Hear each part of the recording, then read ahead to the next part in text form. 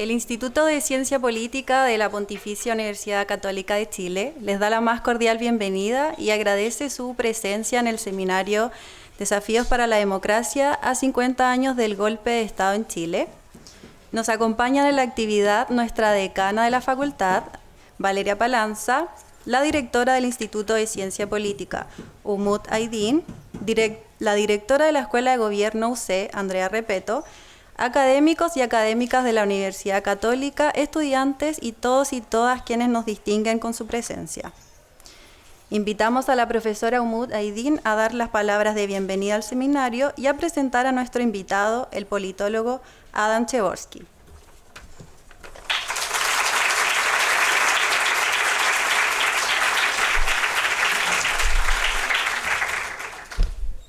Hola, buenas tardes, bienvenidos, bienvenidas a todas, todos. En nombre del Instituto de Ciencia Política les doy la más cálida bienvenida al seminario Desafíos para la Democracia a 50 años del golpe en Chile.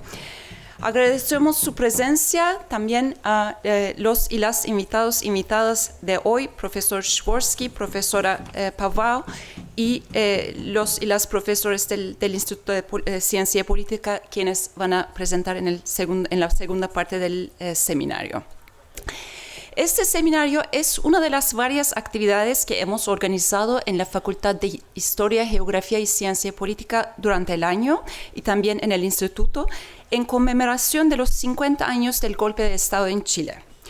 Durante el año tuvimos exposiciones de fotografía, un ciclo de cine, charlas, exposiciones de cortometrajes, actividades musicales y otras.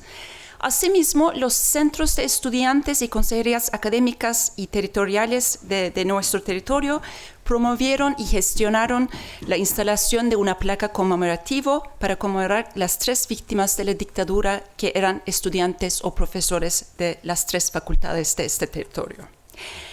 Con el seminario de hoy queremos contribuir a estas reflexiones que venimos haciendo todo el año sobre el quiebre de la democracia en Chile y la dictadura que lo siguió, subrayando por una parte la importancia de pensar comparativamente y teóricamente, pues obviamente Chile no es el único país en la región que ha sufrido quiebres en su trayectoria de democracia. Argentina también está cumpliendo este año 40 años del retorno a la democracia, Uruguay 50 años del golpe del Estado, etc. Así que hacemos hincapié en este evento en tratar de sistematizar y generalizar y pensar de manera comparativa. La segunda manera en que este seminario contribuye a las reflexiones que hacemos durante el año es pensar también de desafíos actuales a la democracia. La literatura reciente en ciencia política demuestra que hoy en día los golpes del Estado son raros. Se han vuelto pocos comunes y muchas democracias mueren no repentinamente, sino gradualmente. Así que el seminario de hoy nos hará reflexionar también de los desafíos actuales a la democracia, los factores que debilitan democracias hoy. Y el evento va a tener 2 partes. En la primera parte tenemos el profesor Adam Przeworski, que ha dedicado más de 50 años de su vida al estudio de democracia, en particular cómo mueren, sobreviven, cambian los regímenes democráticos y autocráticos. Y en la segunda parte del evento tenemos un panel de expertos y expertas nacional y regionales, la profesora Nara Pavao de Universidad Federal de Pernambuco, el profesor Cristóbal Rovira del Instituto de Ciencia y Política UC y la profesora Julieta Suárez Cao también del Instituto de Ciencia y Política UC. No quiero extenderme más, voy a introducir a nuestro primer invitado, el profesor Adam Przeworski, para después darle palabra a él. Adam es Carol Milton, profesor emérito de Ciencia Política en la Universidad de Nueva York y también de Economía de la misma universidad. Anteriormente fue profesor en la Universidad de Chicago y ocupó cargos visitantes en India, Chile, Francia, Alemania, España y Suiza. Es miembro de la Academia Estadounidense de Artes y Ciencias desde 1991. Recibió varios premios, entre ellos Socialist Review Book Award de 1985, el premio Gregory Lubert Article Award en 1998, el premio Woodrow Wilson de 2001, el premio Lawrence Longley Article Award de 2010, el premio Jacob Savangi International Award y el premio Juan Linz en 2018. En 2010 recibió el premio John Skite por sus contribuciones destacadas a la comprensión de la ciencia política y su relevancia en el mundo actual.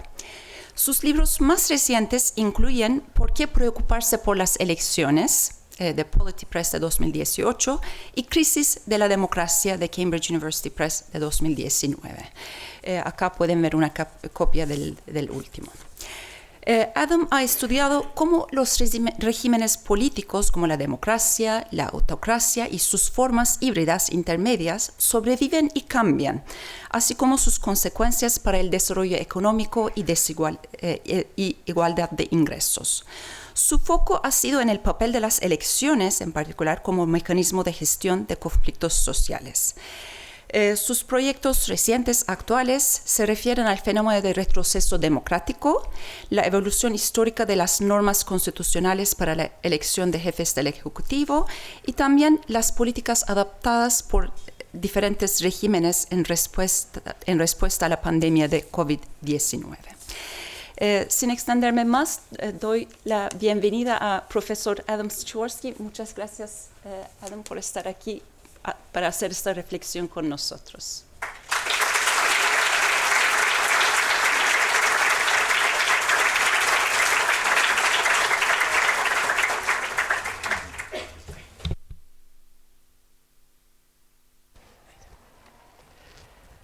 Bien, gracias por la introducción. Voy a saltar todas las formalidades para dar tiempo. Pero dijiste que estoy trabajando sobre la democracia de más de 50 años.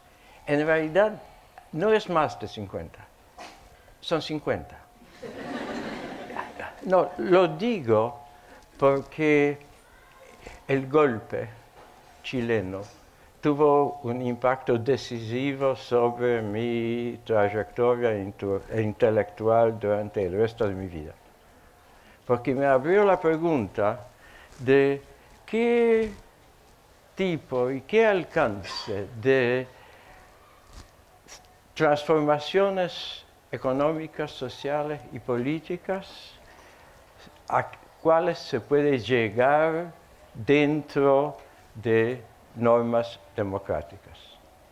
Entonces me comencé a preguntar cómo anda la democracia, cómo funciona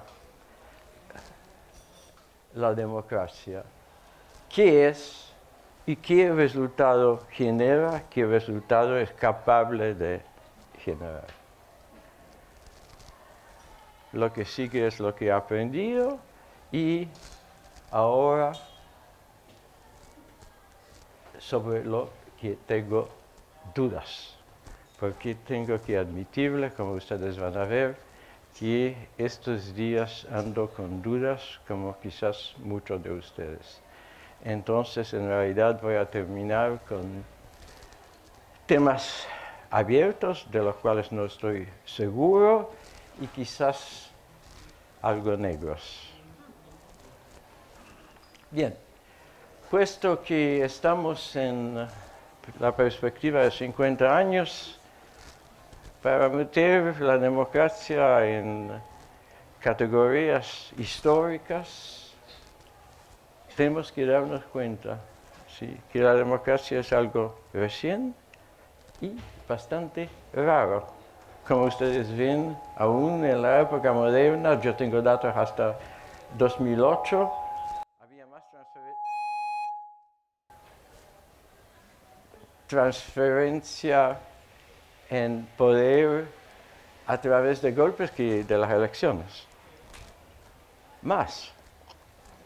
Todavía en el mundo hay 68 países, incluidos los 2 elefantes, que nunca han experimentado un cambio en el poder a través de las elecciones. Aquí lo que ven es lo oscuro es el número de países por año y la línea es la proporción de regímenes democráticos en todos los años. ¿Sí? Crecieron después de la Primera Guerra, se mantuvieron más o menos constante. Después, cuando aparecieron muchos nuevos países, la proporción de democracia disminuyó. Después de 89, de la caída del comunismo, la proporción aumentó bastante. Pero algo más llamativo, quizás muy llamativo, es que muchas democracias no duraron mucho tiempo. ¿Sí? Lo que ustedes ven allá es la frecuencia de la duración de la democracia. ¿Sí? En esta X tenemos cuántos años duró una democracia, ¿sí? Y la proporción de todas las democracias que duró este tiempo. Como ustedes ven, la mayoría, ¿sí? El gran pico allá, es para un periodo bastante corto, de 10 años. Hay muy pocas democracias para ver que sobrevivieron 50 años. Y al final, el último gráfico, esto es la proporción de elecciones perdidas por el gobierno en situ, incumbent. Esto es la línea oscura allá, y la roja es la proporción de elecciones que el gobierno perdió y el ganador asumió sin conflictos. Como ustedes ven, era un fenómeno bastante raro hasta, mira acá, ¿sí?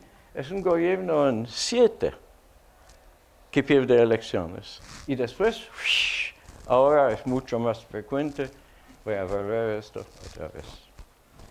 Entonces, esto no es nada más que ponerlo un poco el tema en términos de largo tiempo. ¿Qué sabemos sobre la sobrevivencia? Yo creo que hay 2 cosas que sabemos muy bien. Uno es que sobreviven en países desarrollados, sobreviven en países con alto ingreso.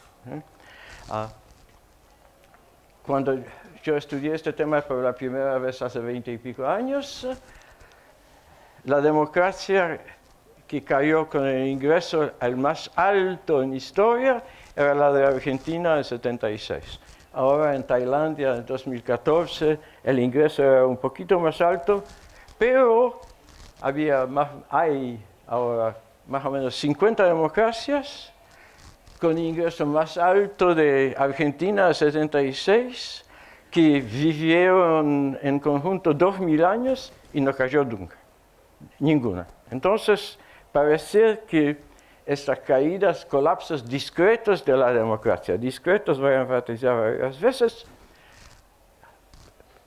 no pasan en países desarrollados. Una vez que tengas una democracia en país desarrollado, esta democracia sobrevive. Esta en realidad era la primera hipótesis de Lipset, políticamente. No voy a explicar por qué en realidad. Y segundo es que parece que democracias no sobreviven si ya han experimentado muchas veces el hecho de cambiar el poder a través de las elecciones. ¿Sí? Si uno tiene alternancia partidaria en poder, ¿sí? Si esto pasa por lo menos 6 veces, a lo más 6 veces, ninguna democracia que lo ha experimentado 6 veces ha caído.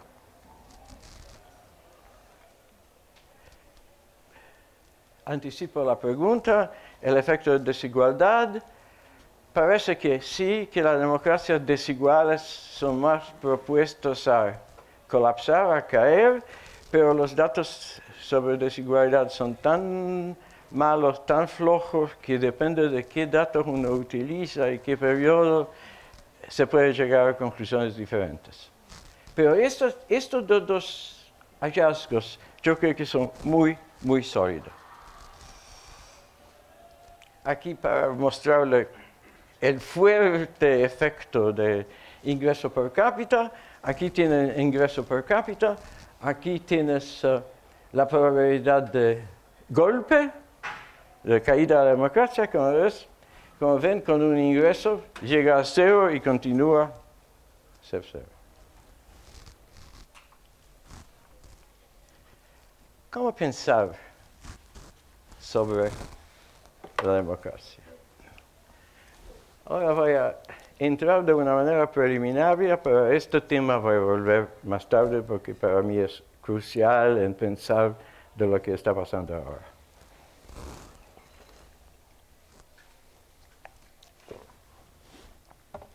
Hay varias maneras de pensar que yo llamo maximalismos. Lo nota Schumpeter, que para mucha gente valora la democracia porque piensa que la democracia realice valores que la gente acepta, admira y sigue. ¿Sí? Valores tales como libertad, igualdad política y muchas veces también social o económica, justicia, dignidad, racionalidad, representación, rendición de cuentas. ¿Sí? Yo creo que la mayoría de casi toda la gente en el mundo que valora la democracia, la valora por una de estas razones u otra, porque piensa que la democracia va a realizar estas virtudes, estos objetivos. Yo tengo una visión más escéptica, quizás, que yo llamo minimalista. Yo pienso que si la democracia implemente valores otros que libertad y paz, no es algo inherente en la democracia, es contingente de varias condiciones que pueden cambiar. Que no hay nada intrínseco en la democracia que garantice que cualquier de estos valores, otro de un tipo de libertad, voy a decir, sean garantizados. Sin embargo, yo creo que el gran valor de la democracia cuando funciona es que nos permite procesar conflictos en libertad y con paz. Ahora lo que voy a hacer, voy a volver a esta distinción, pero lo que voy a hacer inmediatamente, y aquí quizás con disculpas porque tengo miedo que muchos de ustedes lo han leído ya, lo que voy a presentar ahora, pero quiero establecer la perspectiva, y lo voy a hacer muy rápidamente, de cómo la democracia funciona. Esto lo voy a mostrar así nomás, se lo pueden leer. En todas las sociedades, el punto de partida del análisis de política en general deben ser los conflictos. La política es una manera de generar los conflictos. ¿Sí? No se puede evitar. Si uno comienza con esta perspectiva del siglo XVIII de unidad, de armonía de intereses, no llega a nada que el punto normativo de partida. Hay varias razones para cuáles entramos en conflictos. Aquí tengo un listado, algunas muy triviales. Por ejemplo, en Francia en un momento se armó un gran debate sobre si los jugadores del Partido Nacional de Fútbol deben ser obligados a cantar el himno nacional, la Marseillaise, porque hubo un jugador, muy buen jugador, Nicolas Anelka, que dijo: yo soy pacifista, esta canción dice aux armes les citoyens, ciudadanos a armas, yo no la canto. Y se armó un debate político bastante fuerte. En Alemania de Weimar, un gobierno cayó porque quería cambiar los colores de la bandera nacional. Entonces no es que solamente que son estos conflictos estructurales que conocemos los grandes. Los chicos también evocan pasiones. Entonces esta es la pregunta sí, que me ocupó varias décadas. Entonces, ¿cómo podemos procesar estos conflictos en paz sin represión, sin restringir la libertad. Y la pregunta muy esquemática es que lo hacemos a través de elecciones. Hay varios mecanismos de procesar conflictos, pero las elecciones son las únicas a las cuales tienen acceso todos los ciudadanos. A los otros son grupos particulares, individuales o no. Pero elecciones, todos los ciudadanos pueden exprimir su preferencia para lo que tiene que pasar. Las elecciones generan ganadores y perdedores. Ganar es mejor que perder. Los perdedores tienen aceptable el resultado o pueden iniciar un conflicto costoso y muchas veces violento. Lo extremo es intentar un golpe, pero también en la derecha tenía este poder insurreccional de lo que se llama acción directa, que era huelga nacional, manifestaciones violentas, etcétera, etcétera. Esta es una cita de un líder del Partido Laboral en Inglaterra, una cita que me gusta mucho porque él formula la decisión de una manera muy explícita. Hemos perdido las elecciones y ahora ¿qué? ¿Vamos a ir al paro o vamos a aceptar el resultado? Entonces, la democracia funciona así. Los perdedores no pierden demasiado. ¿Bien? Porque si algo fundamental está en juego, la libertad de seguir la religión de uno. Quizás aborto, algo muy divisorio.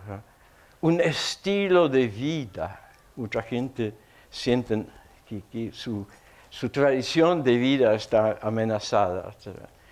Esto es mucho, ¿sí? Perder esto es mucho. Lo demasiado depende, obviamente, de lo que pasaría si no aceptan. Habrá un golpe, habrá una insurrección. ¿Sí? Y segundo, muy importante, es que los perdedores esperan que un día va a ganar. ¿Sí? En los Estados Unidos, como ustedes lo saben, había Clinton, después había Bush, que la primera elección quizás no ganó, pero asumió el poder, y la segunda ganó, y ¿quién lo esperaría? La siguiente, ganó Obama otra vez, ¿y quién lo esperaría? Ganó Trump. ¿Sí? Entonces, esto es muy importante, que los perdedores tienen la perspectiva de poder ganar en el futuro. Y esto quiere decir que los ganadores no pueden hacer cosas que hacen miserable la vida de los perdedores y que no pueden cerrar la posibilidad de perder la próxima elección o la siguiente. El equilibrio democrático, y es un equilibrio en términos de teoría de juego, es cuando los ganadores se comportan como deben y los perdedores se comportan como deben.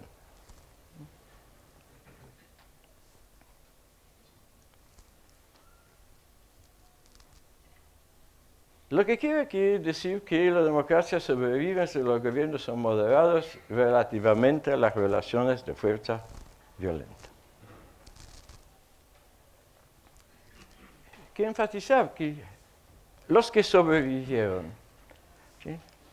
Tanto Marx como la derecha, desde hace mitad del siglo XVII, pensaba que el sufragio universal, ¿sí?, es incompatible con propiedad privada, por varias razones. Y Marx pensaba que una democracia capitalista es imposible, lo dice varias veces. Una forma transitoria de existencia de capitalismo no puede ser permanente.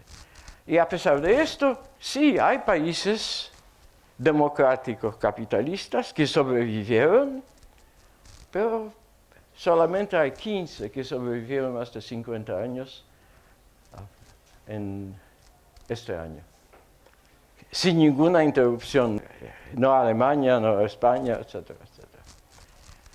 Como esto andaba, había dos coaliciones, centro-derecha, centro-izquierda, de vez en cuando había alternancia en el poder, sin muchas consecuencias, algunas consecuencias sí, pero sin muchas consecuencias.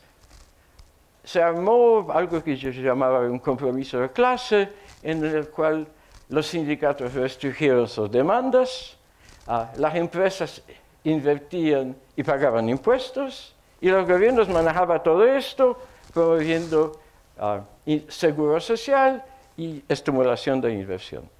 Y este sistema más o menos andó en varios países un periodo bastante largo. Bien. Allí los aburrí con todo lo que sabían, pero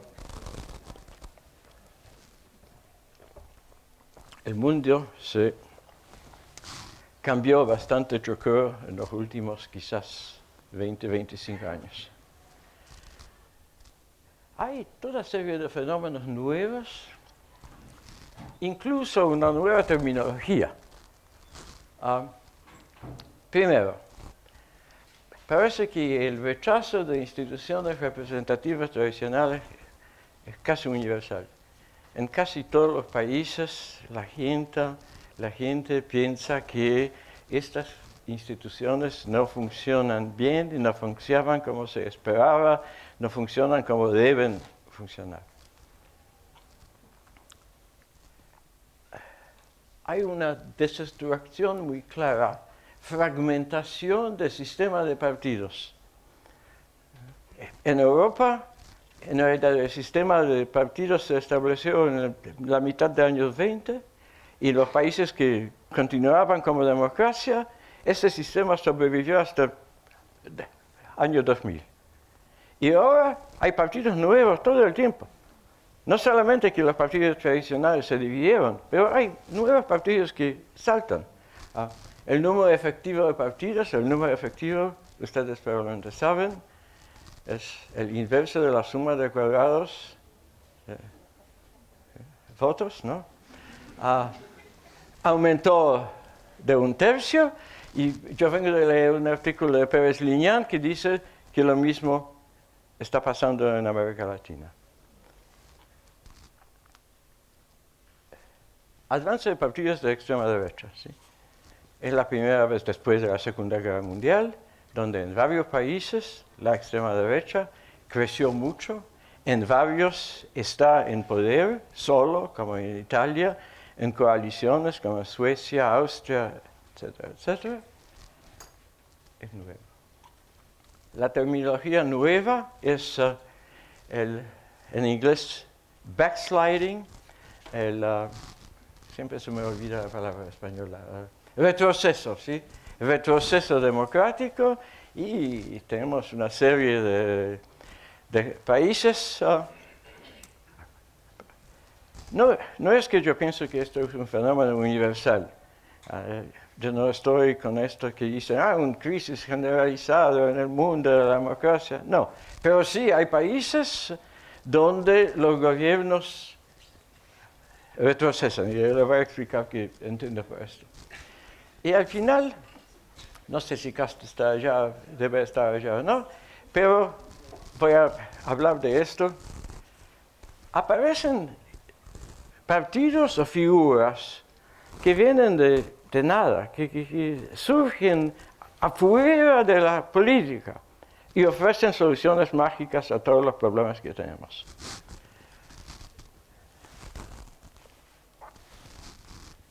El rechazo. Bien, allá yo tengo poca simpatía con la gente que al mismo tiempo lamenta el populismo, en el sentido que lamenta el rechazo de instituciones representativas y al mismo tiempo lamenta la desigualdad. Yo vivo en una ciudad donde hay 100,000 chicos en las escuelas que no tienen domicilio fijo. 10% de la masa escolar de Nueva York no tiene domicilio fijo. Y en esta ciudad yo oí hace 5 años, 10 años, una conversación entre dos personas muy ricas, donde una pregunta a otra, ¿y tú cuántas casas tienes?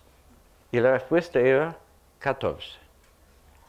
Ahora, si nuestras instituciones representativas habían funcionado como deben, no habría 100.000 chicos sin domicilio fijo en una sociedad donde alguien tiene 14 casas, ¿sí?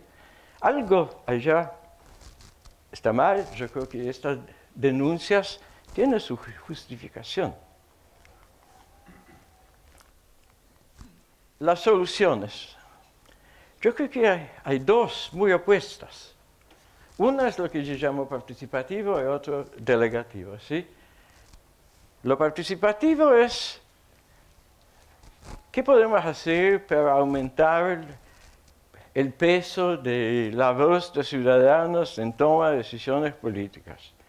Y aquí tenemos varios experimentos institucionales, no solamente los referendos, pero asambleas ciudadanas, presupuestos participativos, voto en blanco, lo voy a explicar más tarde. Intento de inventar algo nuevo que aumentara el poder de los ciudadanos. El problema con esto es que muchos de ellos, de estos intentos, intentan reemplazar los partidos. Y yo creo que por eso están condenados a no funcionar. Porque la competición electoral se come a todos estos impactos. Los partidos instrumentalizan todas estas instituciones por sus metas electorales. Y lo segundo, que yo encuentro peligroso, y ustedes probablemente también, es, puesto que estas instituciones no funcionan, vamos a delegar todo el poder a alguien que tiene soluciones. La gran pregunta es, ¿por qué todo esto, el listado que los di, por qué está pasando ahora? Y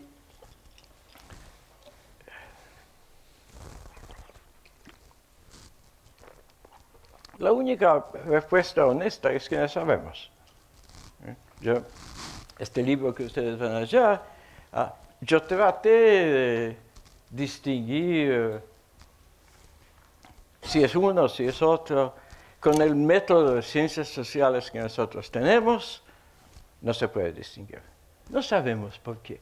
Hay candidatos que parecen muy convincentes, pero no sabemos. Un gran debate es hasta qué punto lo que está pasando está debido a algo económico, condiciones materiales, estagnación, aumento de desigualdad, etc. Y a qué punto a las dimensiones simbólicas de identidad, culturales y todo. En un momento lo cito a postmaterialismo, una palabra que desapareció místicamente de Engelhardt, porque este señor pensaba que una vez que satisfacemos las necesidades materiales, que los países crecen, los aspectos culturales y simbólicos van a ser más importantes que los económicos, pero él pensaba que esto va a facilitar la paz social, que estos conflictos van a ser mucho más suaves, más fáciles de resolver que los económicos. Y ahora parece que no es cierto, quizás son más difíciles a procesar y resolver que los económicos. Aquí yo tengo otra interpretación que no puedo distinguir de otras, sino es nada más que una idea, que quizás alivio de la destrucción de violencia. Miren ustedes, los golpes militares casi desaparecieron. No sé si ustedes se dan cuenta, pero mira, a ver, primero eran de la derecha, segundo era amenaza insurreccional, pero los golpes casi desaparecieron. Yo creo que yo tengo, sí. En el siglo XXI, en este siglo, había 2 golpes militares, los 2 en Tailandia, y yo no sé cómo pensar de Bolivia en 2009. Pero casi no hay. Esta limitación que venía de la derecha golpista apoyada por los militares desapareció. La amenaza insurreccional comunista desapareció. Sí, en mi modelo que les presenté allá, como se acuerdan, si los perdedores aceptarían la derrota dependía de su capacidad militar, capacidad de fuerza. Ahora no, parece que estos límites no existen. Y quizás la democracia se liberó. Bien, backsliding.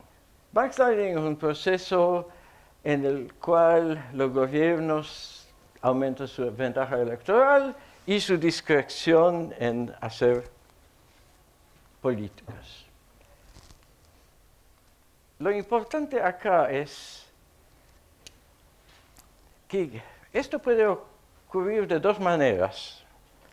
Una es que la gente conscientemente y con toda la información acepta que se violen las normas democráticas en el intercambio por políticas o resultados políticos que le gustan.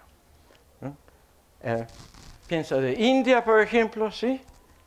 Donde el gobierno juega la religión y la etnicidad hindú, y la gente acepta que el gobierno viola toda serie de normas. ¿Por qué? Porque se sienten como hindú. ¿Sí?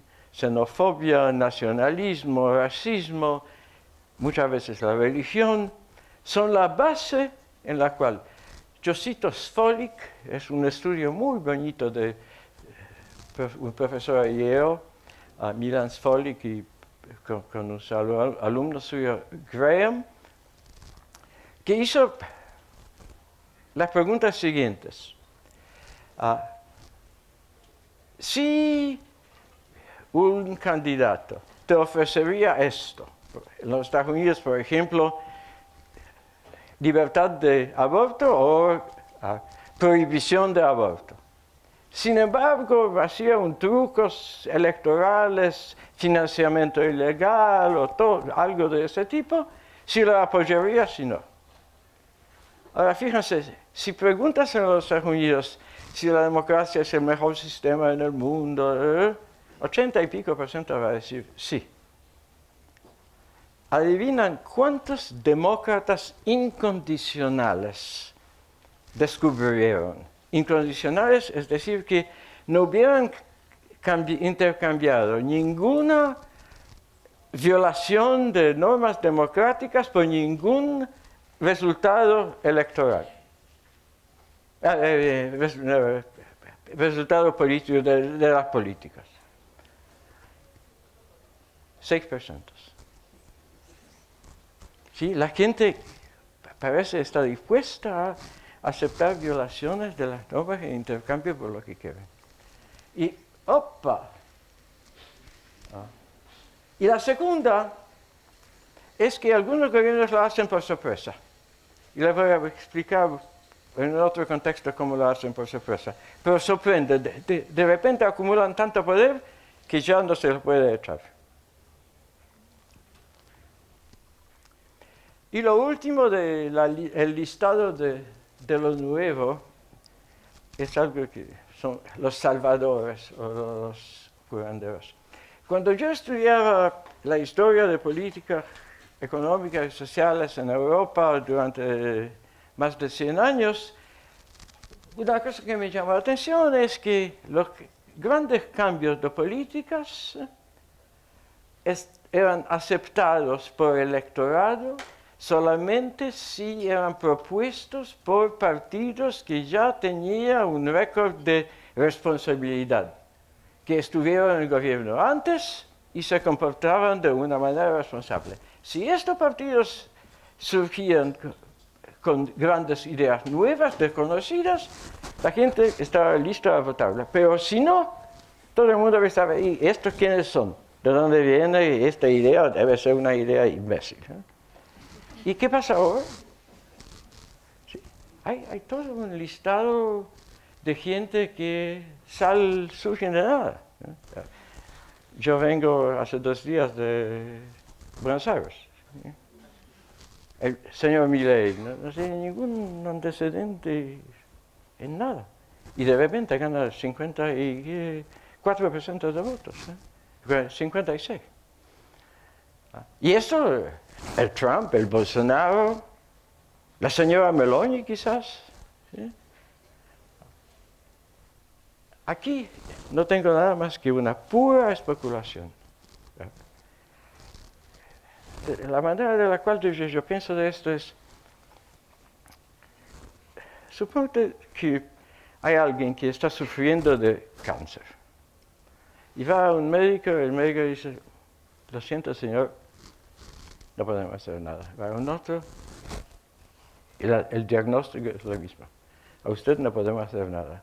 Y de repente viene uno que dice, yo tengo una solución mágica, yo te puedo curar. ¿Qué tienes que perder? La gente vota, los gobiernos cambian, las políticas no cambian y la vida de la gente no cambia. Y esto lo pueden mostrar con datos que los partidos en Europa, por ejemplo, en Europa, convergen en sus programas económicos a través del tiempo, a partir de los últimos 25 años. En los últimos 3-4 años hay un poco de divergencia. ¿Sí? Entonces hay poca diferencia entre partidos, la vida de la gente no cambia.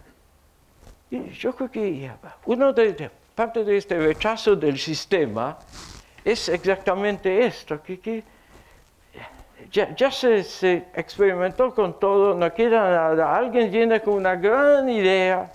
¿Por qué no? Al contrario de los datos que le mostré antes, lo que me llama la atención es que los países muy desarrollados no están inmunes a esto. ¿Sí?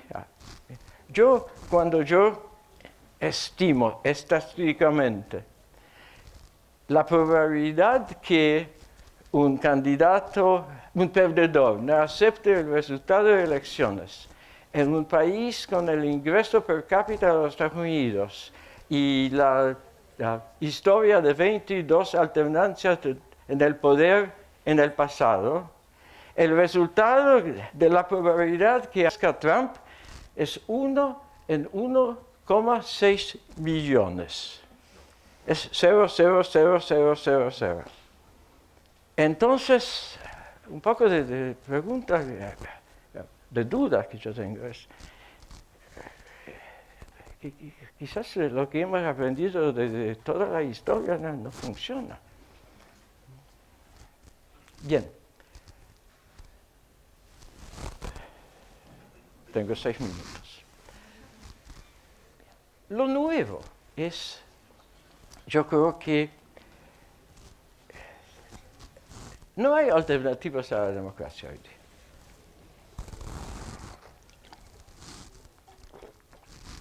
El fascismo y el comunismo eran alternativas muy serias.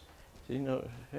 Probablemente ustedes no estudian estas ideologías, pero eran proyectos de la sociedad, de la economía, de la política que eran elaborados, tuvieron su racionalización, su razón. Era algo muy serio, consistente, coherente y muy atractivo, como sabemos de la experiencia del periodo entre las guerras, aquí un poco después de la guerra, Segunda Guerra. Estos desaparecieron. ¿Sí? Autoritarismo es un instinto, no es una alternativa, no es una ideología. Y esto tiene consecuencias. Aquí les voy a dar 2 citas que me gustan. Uno es de un propagandista de Putin, la primera, que dice, que Putin gane las elecciones. La gente quiere que gane. Es totalmente democrático. ¿Sí? Y el segundo es, mira, de Trump.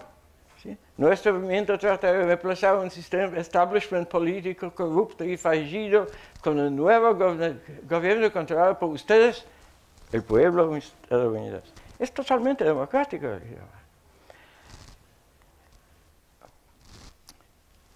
Esto es una parte de chiquillo. Un ejemplo sobre Erdogan, justo para mostrarle qué complicada esta cosa es. Erdogan, el presidente turco, extendió el derecho de voto a los residentes, ciudadanos turcos residentes del extranjero. ¿Por qué lo hizo? Para extender los derechos políticos a todos los ciudadanos. ¿Qué puede ser más democrático? ¿Por qué lo hizo? Porque los turcos en Berlín votan para Erdogan y con esto solidificó su estadía en el gobierno. En los Estados Unidos, muchos estados requieren una documentación adicional en las urnas, que mucha gente pobre no tiene. Entonces, el efecto es reprimir el voto popular, la justificación totalmente democrática, para asegurar que no habrá fraude en la elección. Puedo dar ejemplos y ejemplos y ejemplos. Entonces, estamos en este campo, ¿sí? Estamos en el campo, yo creo que muy difícil, porque todo el mundo utiliza argumentos democráticos. Y la gran pregunta para mí, aquí donde estoy con dudas, es ¿cómo decidimos? ¿Quién decide? ¿Que algo es democrático o pro-democrático? A la medida de Erdogan, ¿es democrático o antidemocrático? Por sus consecuencias es antidemocrática, porque está solidificando su poder. ¿Como racionalidad? No. Aquí están las dudas. Yeah. Si un gobierno es iliberal, como ahora se dice, en el sentido que reprime la oposición, controla todos los medios, hace imposible que sea derrotado, no es una democracia. Esto es una confusión de Fidem y otros órganos. El libro de Lal, que quizás probablemente han leído, de Poliarchy, dice, para tener una democracia hay que tener una opinión pública libre, el derecho de asociación. Él tiene un listado largo de precondiciones de la democracia. ¿Sí? Entonces, y lo tienen Kelsen, lo tiene Schumpeter, sin precondiciones para la gente pueda ejercer libremente sus preferencias, no hay democracia. Pero supongamos que estos prerequisitos se cumplen. Entonces, ¿cómo decidimos? ¿Sí? ¿Hay nuevos partidos? ¿Es antidemocrática? Puede ser que no, que puede ser al contrario. La gente tiene más libertad de elección, ¿sí? Tiene opciones más cerca de sus preferencias de antes, quizás es democrático. Las derrotas del gobierno no son antidemocráticas, son democráticas. A la gente no le gusta el gobierno, le echa. Aquí lo difícil es las victorias de la extrema derecha. Milei podría haber aparecido así. ¿Son antidemocráticas? La señora Meloni, hasta este día, no ha hecho nada que viola normas democráticas. Persigue políticas que yo encuentro odiosas, pero no ha hecho nada que sea antidemocrático. El hecho que ganó. Lo enfatizo mucho porque hay mucha gente que piensa que el progreso de la extrema derecha es una evidencia que la democracia está en crisis. No. La gente vota para la extrema derecha. Aquí vuelvo a esta distinción entre minimalismo y maximalismo. ¿Yes? Desde mi punto de vista, el minimalista la victoria de Milei no es antidemocrática. Había una elección, la gente votaba, no había fraude, 2 horas y 9 minutos antes se cerró las urnas, el perdedor hizo su concesión. Así deben funcionar las elecciones. Alguien pierde, alguien gana, el perdedor acepta. ¡Pah! Sin embargo, para todos nosotros que pensamos que la democracia debe satisfacer otros valores, es un atropello. ¿Sí? Porque esta democracia yo creo que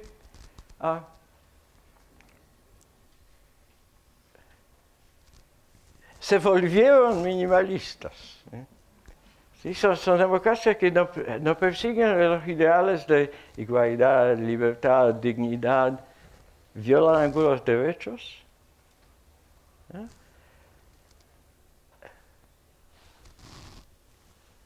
Adolfo Suárez, que era el primer jefe de gobierno, primer ministro español en 1976, abrió la primera sesión del Parlamento Democrático diciendo: el futuro no está escrito porque solo el pueblo puede escribirlo. Y él lo dijo como una esperanza de mundo mejor, yo lo leí como una esperanza de mundo mejor. Pero yo creo que la democracia sí no da nada. Hay gente que pregunta, ¿qué da la democracia? ¿Qué produce la democracia? La democracia no es un actor, es un terreno. ¿Sí? Es un terreno en el cual la gente libre compite para realizar visiones, ideales, intereses según algunas reglas. ¿Y qué pasa? ¿Cuál es el resultado? Está abierto, pero no siempre va a ser un resultado que gusta a algunos, gusta a los otros. Vamos a estar de acuerdo y muchas veces a muchos de nosotros no nos va a gustar de lo que la democracia, de lo que surge del juego democrático. Yo creo que una cosa que yo aprendí hablando con gente que estaban oponiendo gobiernos, backsliding government, es que defender la democracia no puede ser solamente decir no a esto, no a esto, no a esto. ¿Sí? Que la oposición no puede ser solamente un rechazo, la ira. Que nosotros tenemos de luchar y ofrecer reformas positivas de la democracia, no solamente una defensa, sino una visión de progreso. Voy a terminar pensando de Norbert Lechner, un título que me encantaba tanto, que decía que la tarea de construcción de la democracia es nunca acabada. Gracias.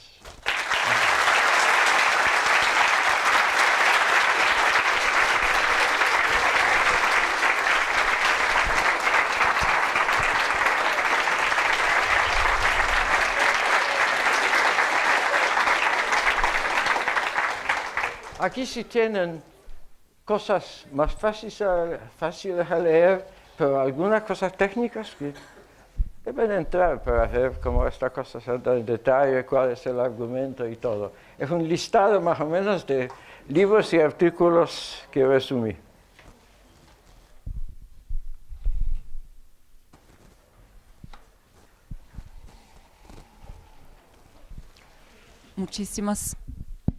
Muchísimas gracias, Adam. Muy interesante y me dejaste con el suspenso hasta el final para conocer cuál es la ruta de hoja que debemos seguir si queremos proteger la democracia.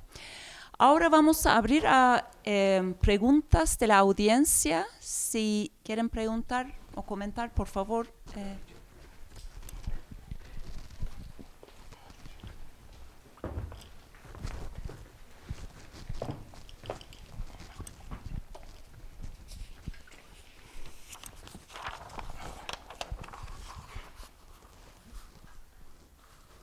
gracias.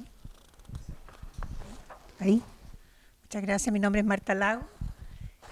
Yo le quiero preguntar, o sea, me deduzco de su charla que las democracias liberales son la excepción y que el mundo camina hacia el uso de los mecanismos de la democracia para quedarse con el poder. De distintas maneras, porque si usted dice que se acabaron los golpes militares, entonces se puede concluir de que los pueblos que apoyaron a los golpes militares, ¿no es cierto? Porque por lo menos en América Latina todos los dictadores en sus inicios tuvieron el apoyo del pueblo, se cansaron de sus lecciones o de sus resultados y eligieron otro camino. Hoy día están eligiendo el camino a la extrema derecha en muchos lugares.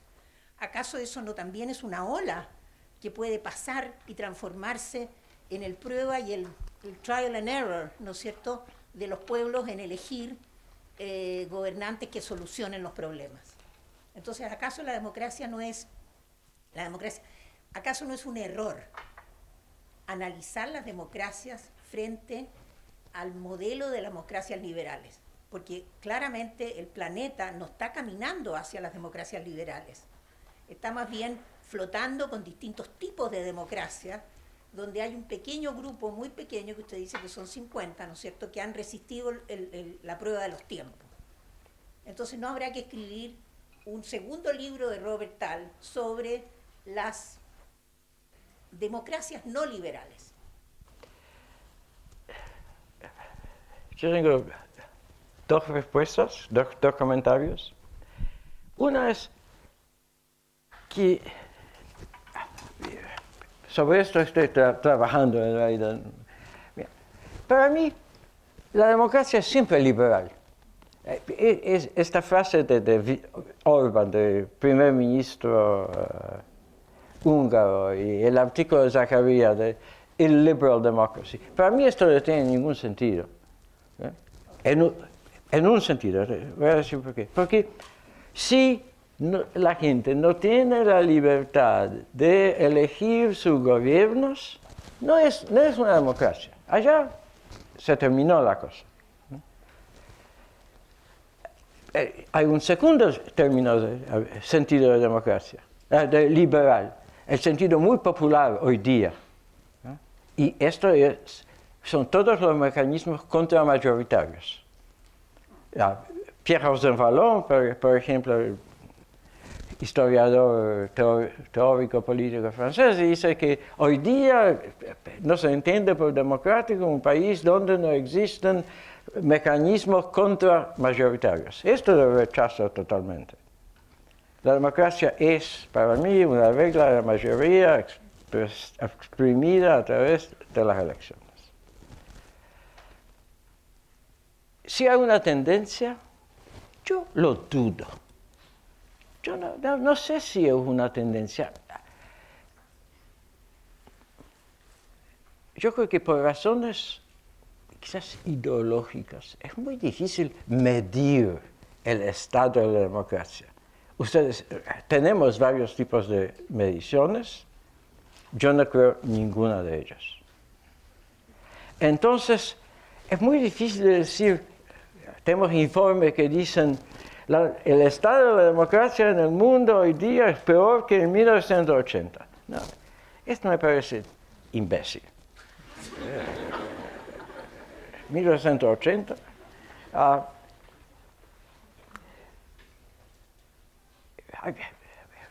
Hay un poco vender un libro que dice, sí, las democracias están moviéndose en todo el mundo, es muy fácil. Vender un libro que dice, no sabemos, mucho más difícil. Yo creo que no sabemos. Hay casos, sí. India es algo muy doloroso porque es un país que contra todas las condiciones donde la democracia sobrevivió, quizás con interrupción 2 años desde 46, ¿sí? Y de repente Modi lo destruyó. Y Venezuela, Nicaragua, uno puede ir para allá. En mi país nativo parecía que ya no hay vuelta. El gobierno backsliding estuvo en poder 2 años y perdió la elección. Entonces, yo no veo una tendencia general. No. Hay países donde sí, hay países donde no. Hay que mirarlo así, para mí.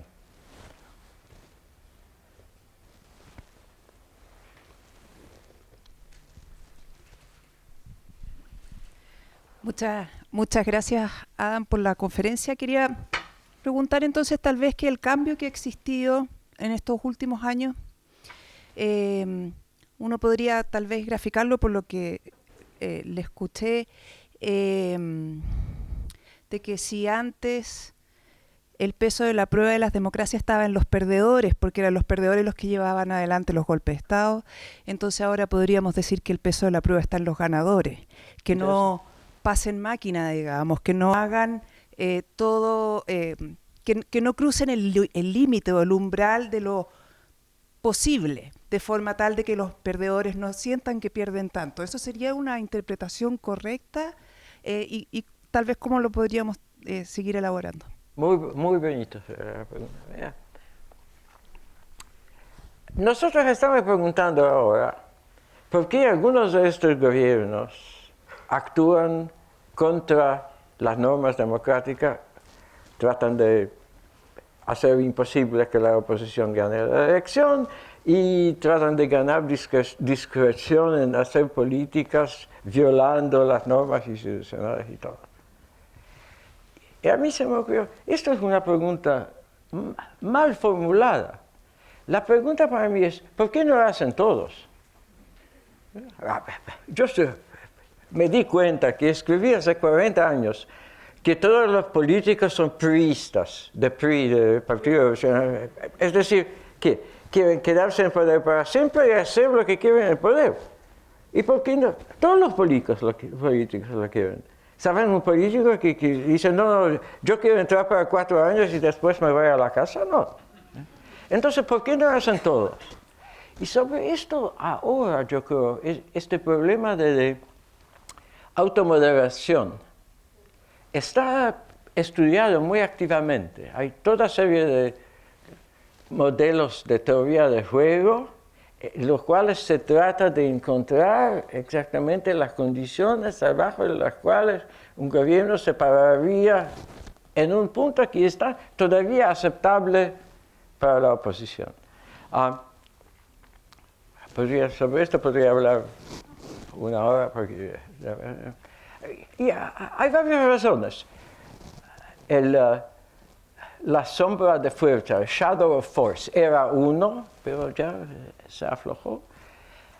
Hay modelos que dicen que muchas veces el gobierno está mejor obteniendo la cooperación de la oposición, porque esto es productivo en varios aspectos, y el gobierno encuentra que es mejor que saque una menor parte de una torta más grande que una mayor parte de una torta más baja.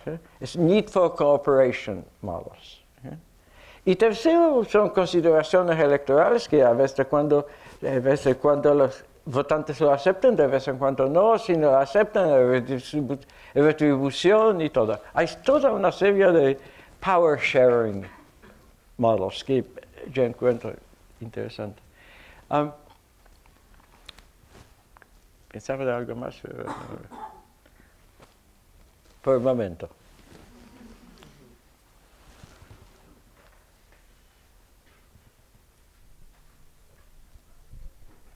Por aquí. Muchas gracias por la conferencia. Le quería preguntar por los niveles de participación. Cuando usted muestra los gráficos iniciales y en su definición de democracia está esta idea de que la mayoría de los ciudadanos participa de las elecciones, ¿no? Esa idea de la mayoría de los ciudadanos tiene múltiples formas. Uno puede pensar en la idea de el aumento del derecho a sufragio desde el siglo XIX hasta el siglo XX y en alguna medida una suerte de retroceso del sufragio, ya sea por la migración, tenemos muchos ciudadanos, ¿no?, que viven pero no votan, o por el déficit de participación, por el tema de la desigualdad. Entonces quería preguntarle cómo en su análisis participa el argumento de los niveles de participación en la democracia. En la mía no aparece. En la concepción mía no aparece. En la concepción mía lo que importa es que los gobiernos pierden elecciones. Como ustedes lo saben, en lo de Robert Dahl, él impone el criterio que un sistema es democrático solamente si la tasa de participación es más alta que 50%.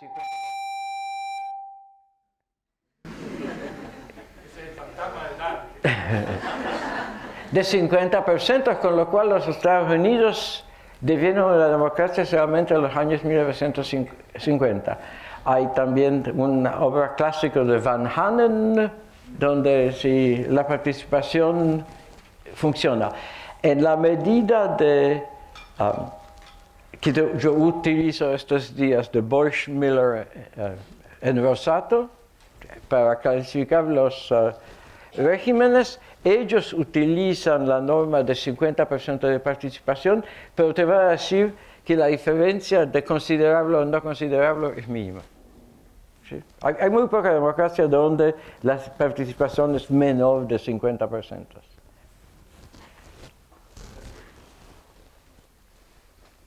Allá veo que alguien sí está. Muchas gracias, profesor. ¿Qué rol le atribuye a las redes sociales en los cambios? ¿A las redes sociales? Sí, en los cambios de los últimos años. No tengo ninguna idea. No sé.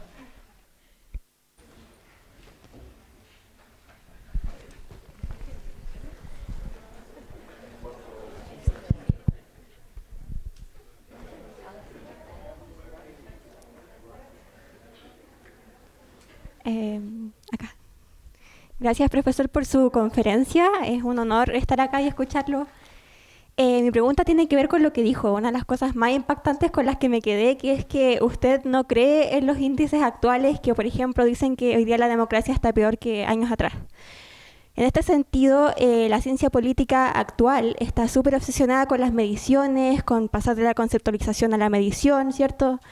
Desde distintos índices de democracia, formas de entender la democracia. Entonces, en este sentido, usted siendo el experto en democracia, ¿cierto? ¿Cuál sería su visión sobre qué deberíamos hacer para comprender la democracia? ¿Qué se debería hacer respecto a estos índices? ¿O cuál sería el camino metodológico a seguir? ¿Tal vez repensar las conceptualizaciones de democracia? Hay un debate ahora, si ustedes siguen Twitter lo van a encontrar, entre el VIDEM, que publicó este informe que dice que la democracia si puede hablar chileno, a la cresta en todo el mundo, y Andrew Little y Anne Meng, que compararon los índices de VIDEM con hechos observables, con datos reproducibles, y llegan a conclusiones muy diferentes.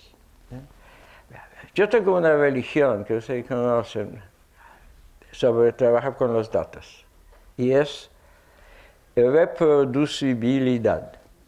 ¿Qué quiere decir?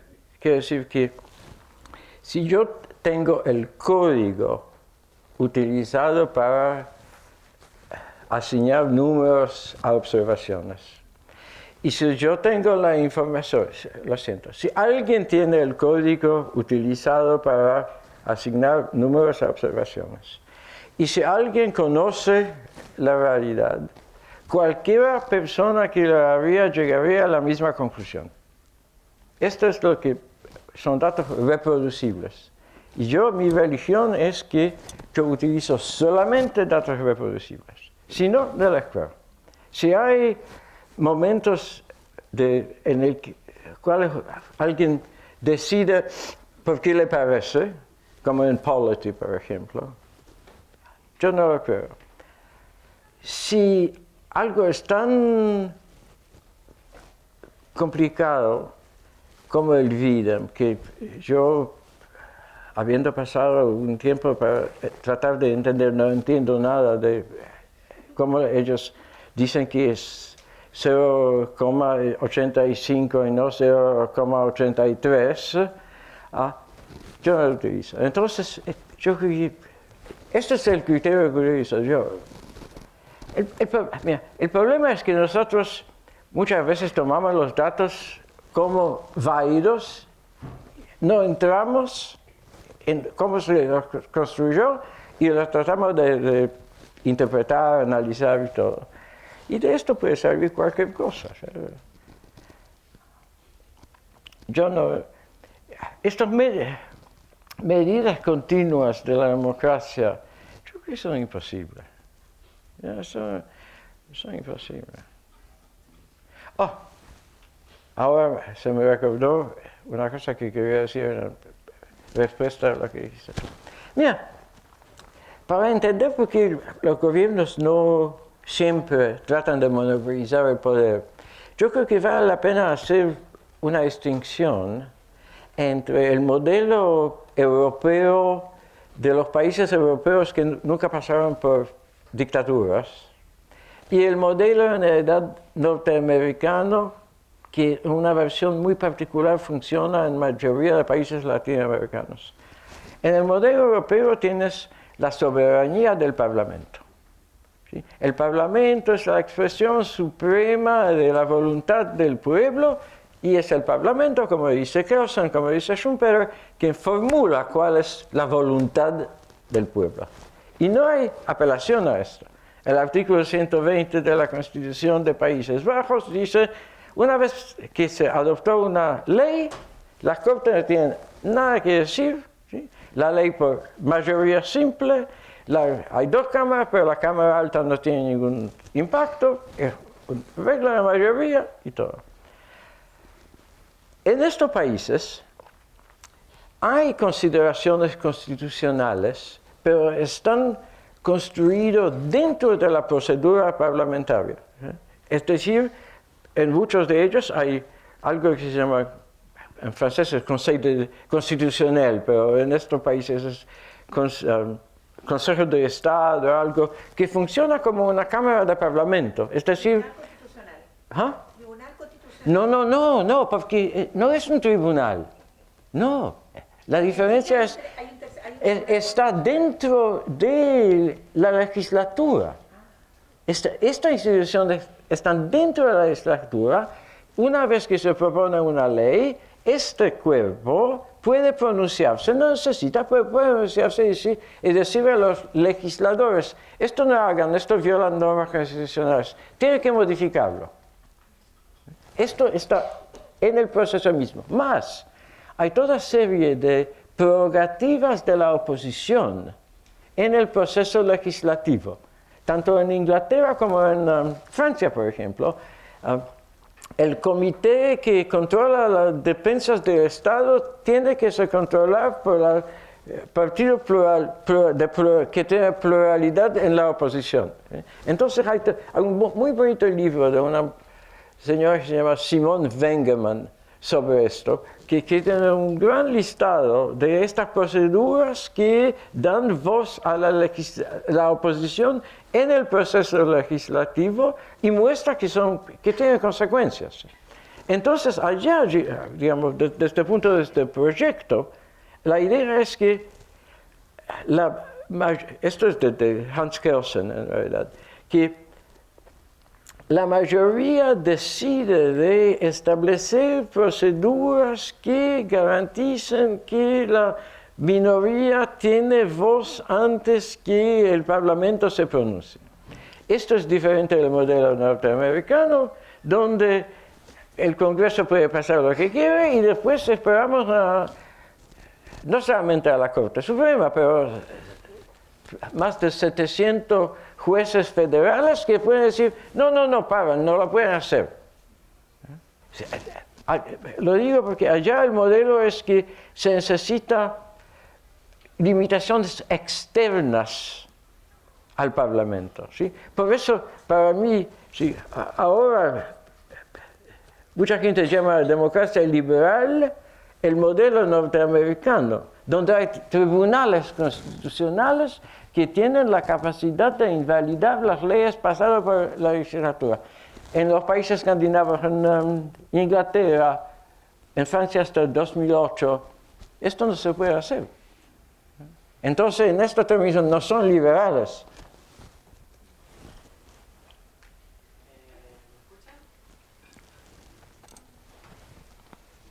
Bueno, es primero un honor tenerlo acá con nosotros y bueno, quería preguntarle sobre esta desafección o poca confianza que se está teniendo en las instituciones, ¿ya?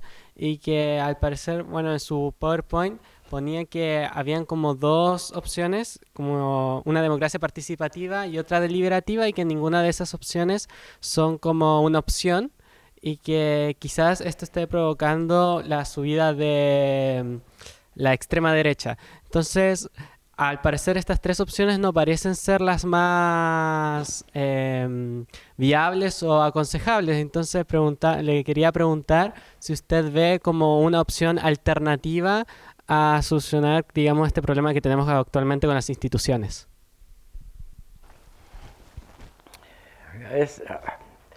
Yo no soy muy bueno para proponer, pero yo creo que la gran parte del problema, quizás el problema, es desigualdad política. En principio, la democracia es un sistema de igualdad política.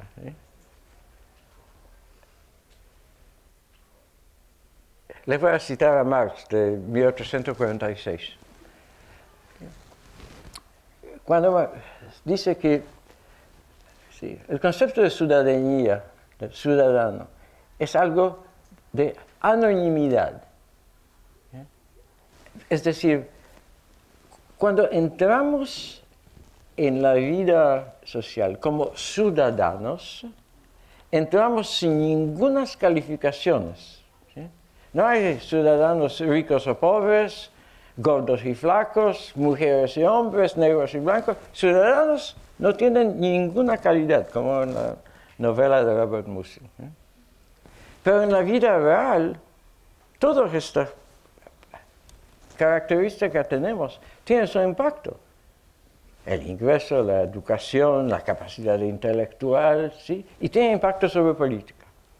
Y hay toda serie de artículos ahora, yo tengo dos, que muestra que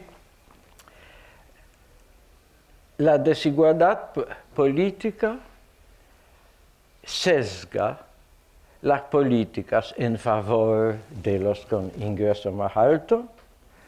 Desigualdad económica causa la desigualdad política y tenemos un círculo vicioso. Por eso yo pienso que el primer punto neurálgico es de tratar, hasta que lo que se puede, el influjo de dinero en la política. Hacer lo más posible para prevenir que la gente con recursos tiene más impacto sobre las políticas del gobierno que la gente sin recursos. No es nada fácil porque las maneras en las cuales el dinero se infiltra en la política son múltiples, oscuros, escondidos, pero yo creo que sí, que este es el punto donde yo empezaría.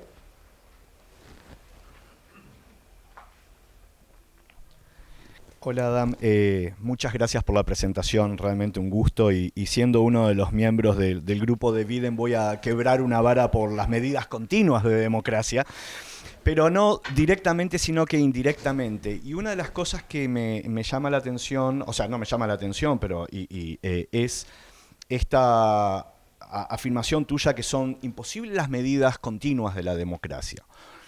Mi pregunta es, ¿cuánto tiempo tiene que pasar entre transición y transición para considerar un régimen democrático? Y estoy pensando en dos casos que creo que esta pregunta te la deben haber hecho 1.000.000 de veces. El caso número uno es Japón, ¿verdad? Donde el Partido Liberal Democrático desde el año 55 gobierna interrumpidamente. No creo que consideremos a Japón una no democracia, o se podría, porque no ha habido alternancia. Y el otro caso que también es un poco, inclusive un poco más difícil de entender, es Suiza, donde la coalición, el colegiado suizo desde el año 58 mantiene los mismos partidos en el gobierno, pero simultáneamente los ciudadanos 4 veces al año pueden cambiar la agenda política, pueden cambiar absolutamente todo, y creo que es es bien contraintuitivo considerar a Japón y a Suiza como no democracias. Quizás lo son desde la afinidad de la terminológica que tú dices, pero ¿cada cuánto tiempo tiene que haber una alternancia para decir este régimen es democrático, donde los partidos pierden? A esta pregunta lo puedo contestar, pero no veo esto como argumento en favor de medidas continuas de democracia. No directamente, pero lo que digo es que el criterio de la medida categórica de la democracia, o sos o no sos, a veces tiene zonas que son extremadamente complejas y que requieren ciertos ajustes que a la larga te van a llevar a niveles. La conclusión no. Te voy a dar un ejemplo mejor. El Luxemburgo no tuvo una alternancia en poder 127 años. ¿Okay? Esto vuelve a la pregunta tuya.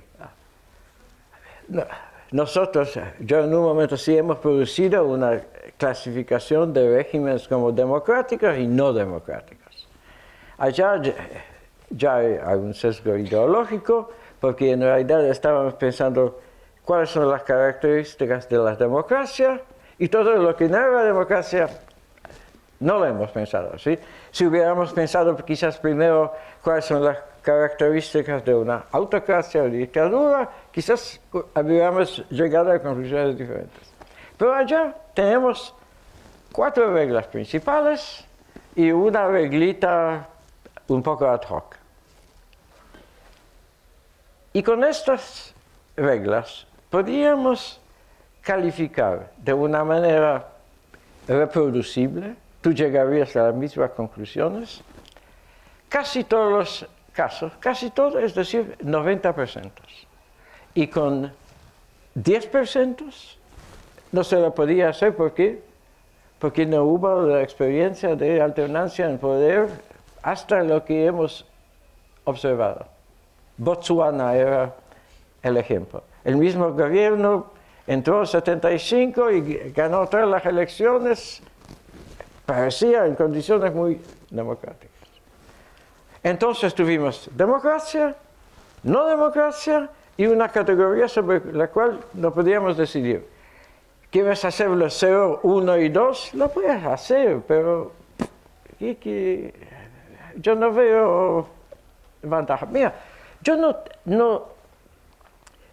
yo estoy contra calificar o cuantificar el grado de la democracia para todos los regímenes.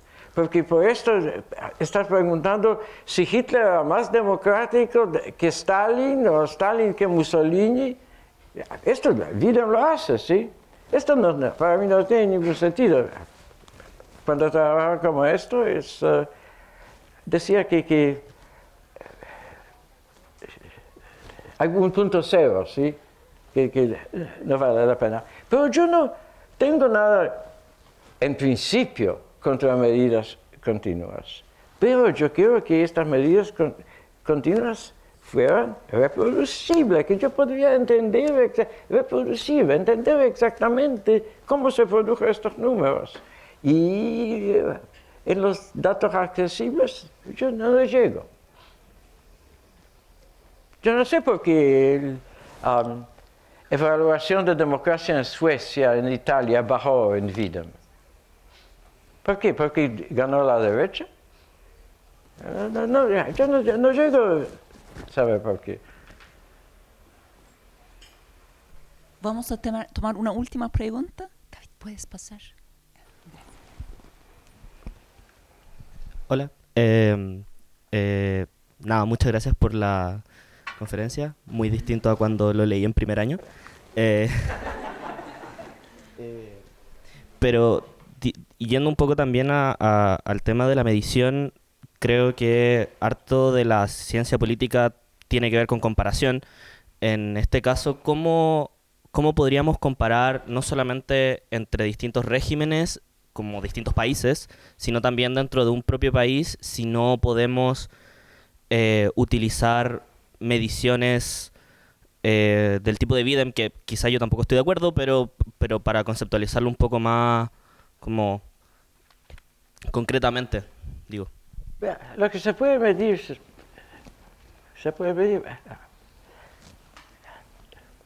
Yo tenía un colega estadístico muy famoso que decía que, en inglés, a fact in fact is quite abstract.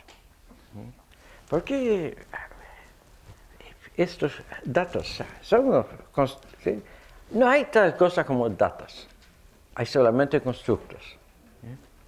Y todo esto tiene un baggage conceptual, muchas veces ideológico, ¿sí? Del cual uno tiene que estar consciente. Pero sí, uno tiene que intentar medir lo que se puede. Y yo, como yo digo, yo no tengo nada contra el intento de hacerlo. Es que no me convencen algunos de los resultados, ¿sí? Mira, una solución es tomar medidas diferentes, y esto se hace muchas veces. Si te escribes algo utilizando una base de datos y lo validas con una otra base de bases. El problema allá es la correlación de sesgos. Si todo el mundo tiene el mismo sesgo, varias bases de datos van a sufrir del mismo sesgo. Hay que hacerlo con cuidado. Yo no tengo una posición radical sobre esto. Muchos estudios sobre efectos de la democracia utilizan medidas continuas como Polity o Videm y después lo valida con el dicotómico ahora de versión de Bosch-Miller y Rosati. ¿Sí?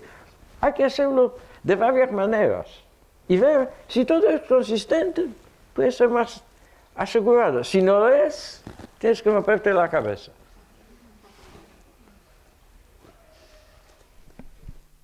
Con eso terminamos y les invitamos a todos y todas a un coffee break para después luego empezar con la segunda parte del evento.